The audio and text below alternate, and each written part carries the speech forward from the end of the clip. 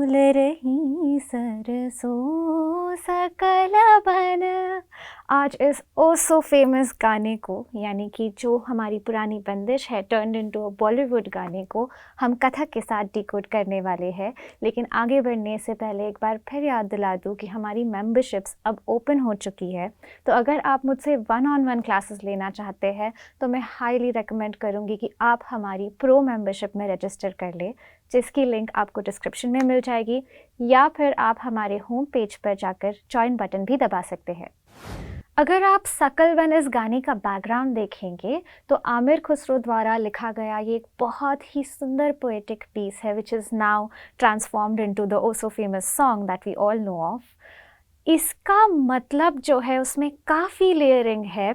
अगर आप the original बंदिश जो है, अगर आप उसे पूरा सुनेंगे तो आप समझ पाएंगे, लेकिन अगर आप सिर्फ इसका स्थाई यानी कि जो मुखड़ा है उसे भी अगर आप देखेंगे तो बहुत सारे इंटरप्रिटेशंस पॉसिबल है। अगर आप इसमें कथक की मूवमेंट्स करना चाहते हैं तो उसका मुखड़ा है फूल रही सरसों सकल बना, ये लाइन है, करेक्ट। तो अगर सबसे पहला इंटरप्रिटेशन हम देखें तो the easiest way is to go literally, line by line, word by word, कि फूल रही सरसों सकल बन। सो फूल रही इज बेसिकली ब्लूमिंग।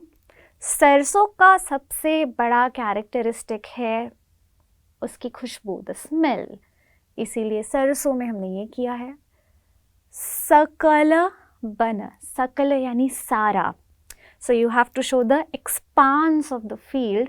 तो वो शायद आप आपकी आँखों के एक्सपांस से दिखा सकते हैं।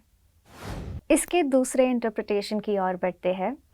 अगर आप सरसों देखें तो ये एक राबी क्रॉप है, तो इसका मतलब जब वो पूरे ब्लूम में होते हैं, उसके जो सुंदर येलो पीले फ्लावर्स जब फुल ब्लूम में होते हैं, तो इट्स ऑलमोस्ट जनवरी मिड फरवरी, जहाँ पर एक बहुत प्लेजेंट हल्की हल्की ठंड होती है।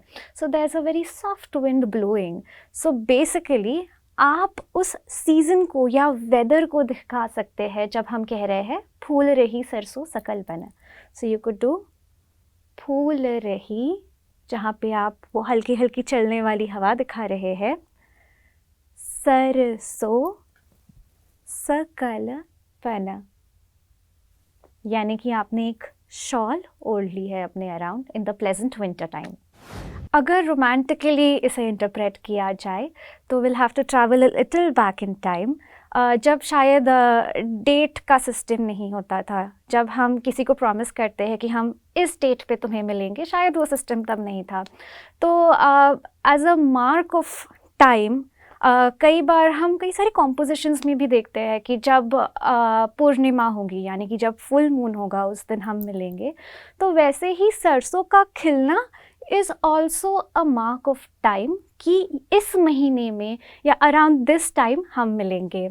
तो उसमें आप कुछ इस तरह की मूवमेंट्स को दिखा सकते हैं, वेर यू कैन गो फूल रही सरसों सकल बन,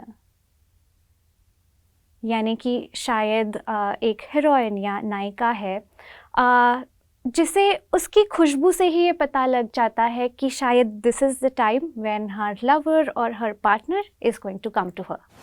इसके आखिरी इंटरप्रिटेशन में हम और थोड़े उसके लेयर्स को खोजेंगे। एज आई सेड अर्लियर, सब कुछ लिटरल नहीं होता है, हमें थोड़ा सा उसके बारे में सोच विचार करना पड़ता है to get creative. So this could also be used as a metaphor. फूल रही सरसों सकल बन, जब आप ये लाइन सुनते हैं तो आपके सामने एक बहुत बड़ा मैदान या खेत खड़ा हो जाता है, जहाँ पे everywhere you look you see yellow, which is also a symbol of maybe freshness, a new start. और उस वजह से मेरा ध्यान चला जाता है to the new beginnings वाला part, which could also be a symbol of a bride. तो फूल रही सरसों सकल बना could also be a bride who is clad in haldi. हर जगह हल्दी लगी हुई है and yet she looks so beautiful, so that could be a metaphor for it. तो आप दिखा सकते हैं कि फूल रही सरसों सकल बन। And that was all for today. I hope आपको ये देखने में मज़ा आया हो, आपको ये इन्फॉर्मेटिव लगा हो। अगर हाँ तो प्लीज़ लाइक, शेयर और सब्सक्राइब करना ना भूलें। और जाने से पहले एक बार फिर याद दिला दूँ कि हमारी मेंबरशिप्स अब ओपन हो चुकी है। इसके बाद मैं आपको हमारे क्लासेस में देखना चाहूँगी। तब तक के लिए कीप डांसिंग।